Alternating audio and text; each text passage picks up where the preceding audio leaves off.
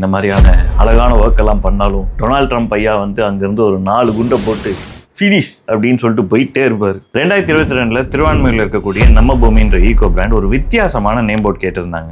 ஏதாச்சும் கொஞ்சம் வேஸ்ட் வச்சு பண்ண முடியுமா அப்படின்னு கேட்டிருந்தேன். நல்லா யோசிச்சுட்டு ஃபுல்லாகவே வேஸ்ட் வச்சே பண்ணலாமே அப்படின்னு சொன்னேன்.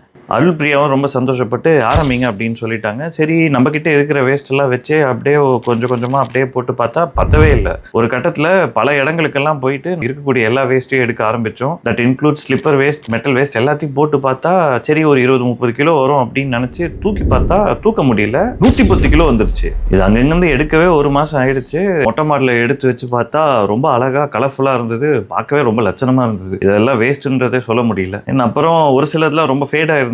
சரி என்ன பண்ணலான்ட்டு ரொம்ப யோசிச்சுட்டு இருந்தோம். அதான் சரி கடைசியில் சரி பெயிண்ட் பண்ணிடுவோம் அப்படின்னு சொல்லிட்டு ஒரு கோல்ட் கலரில் ஃபுல்லாக வந்து இந்த ஒர்க்கை பெயிண்ட் பண்ணி முடித்தோம்.